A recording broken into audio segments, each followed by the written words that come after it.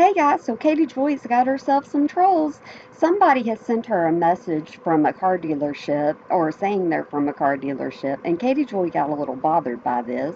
So she went live afterwards to let everybody know how she thinks it's the Duggars. So let's look at what she captioned her post first on Instagram. Someone in Springdale, Arkansas is not happy with my reporting.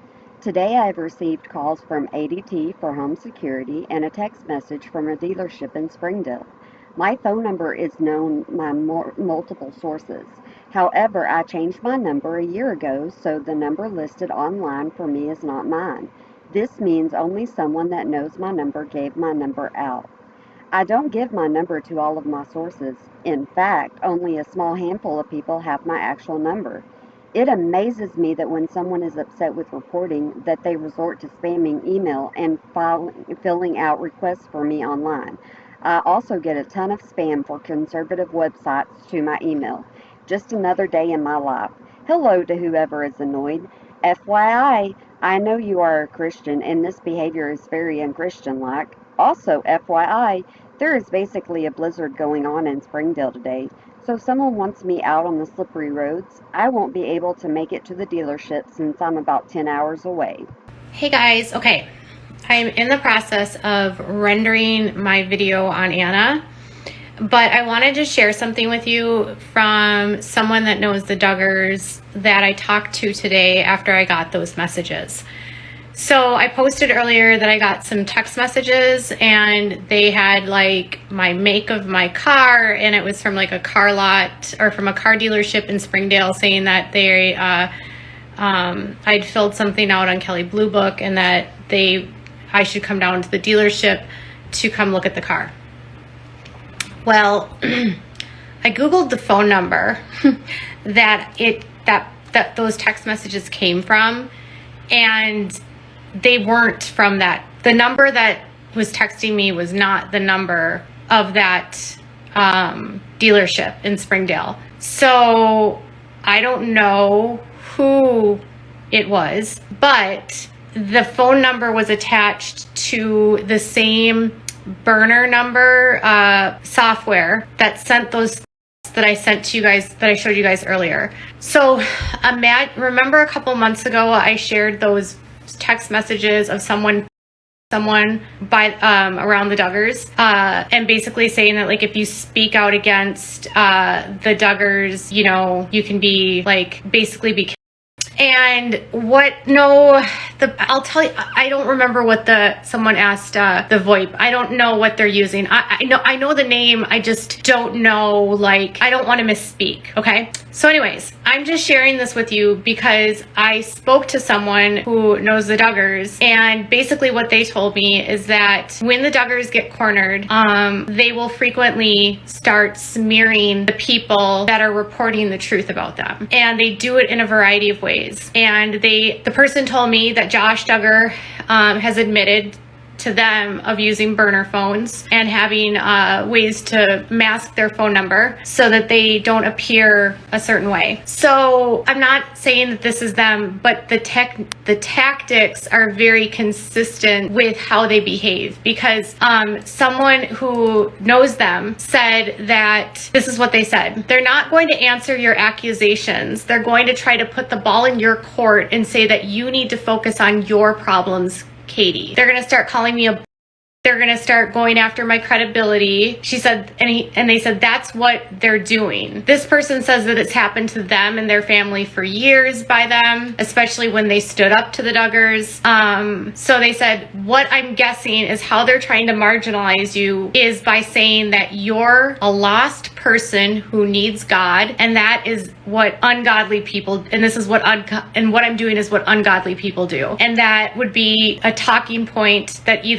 they would use against me to take the focus off of their behavior. So instead of addressing what's been reported, they're going to start basically stating that I'm the problem. So my question here was that One, only a few people have my phone number. And remember I told you guys that certain people might have been on a family plan with Jim Bob, meaning that he could have had access to phone numbers. So if certain people are on a phone plan, they can pull those records to get my phone number, and it's a Minneapolis number. So there's that.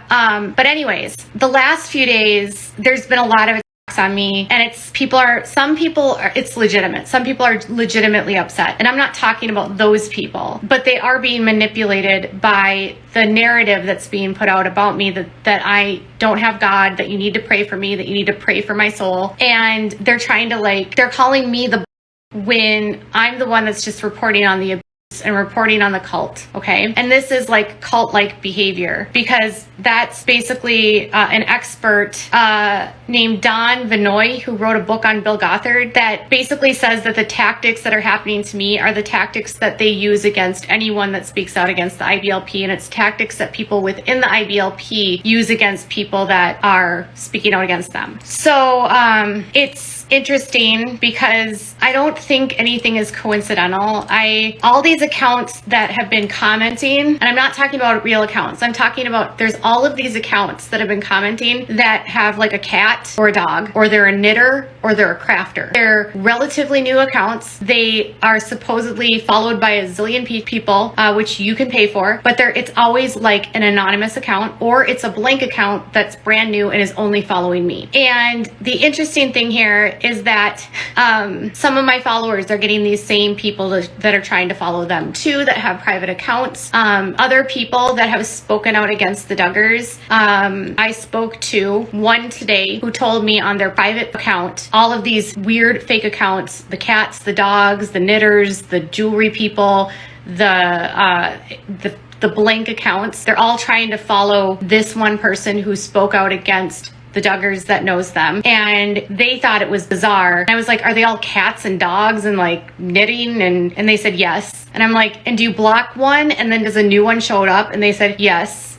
And I'm like, okay, this is weird. I noticed it right away because I'm like, why are all these like dog and cat accounts following me? So anyways, long story short, there has been a lull in information that's coming out about Josh, and it's a space where the Duggars can try to grab hold of the narrative and try to sway people to believe that whatever is happening didn't happen. And the cult itself is Jim Bob family, all their people around them. They don't care about the truth. They care about what their appearance is. And when we are talking about the whole family and anyone under Jim Bob's control, that's why you can't ignore the kids and what they post, because Jim Bob has such extreme control over these kids.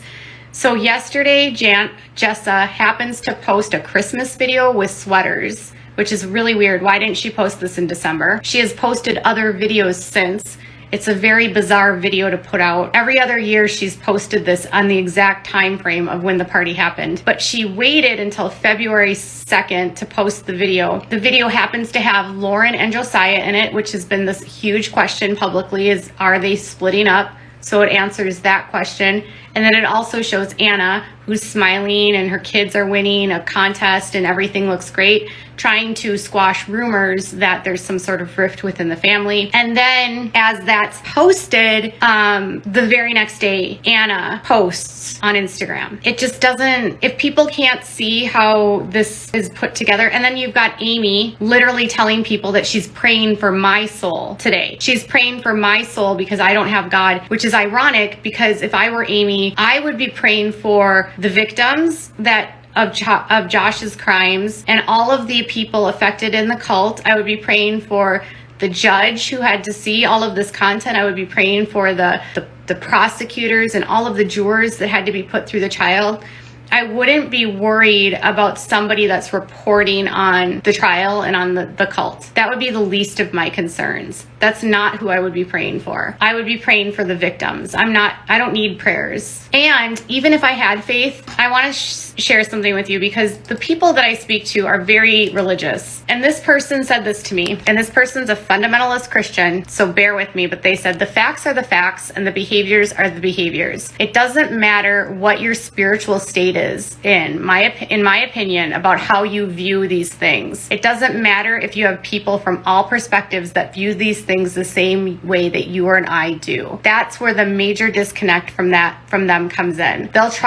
They're still trying to make the argument, like Michelle has, that because they're Christians, that's why they're getting all this negative attention. Instead of looking at the child and the narcissism that just go down the list. The prevailing comments I'm getting from these sock accounts is that they consistently go around and say that they're being persecuted because of their Christianity and everyone hates them.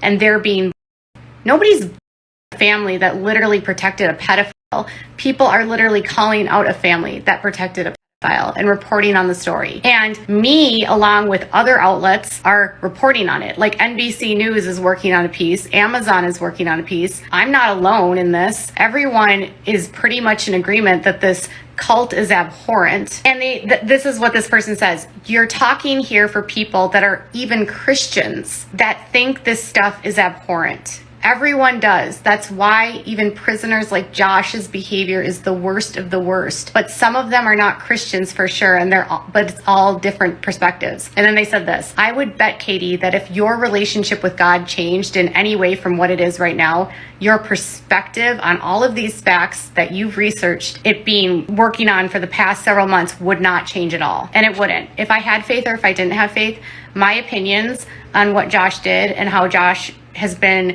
had so many people covering for him and had all these people around them profiting off of him and going along with the ride for the fame and the money, my perspective wouldn't change if I had God or not.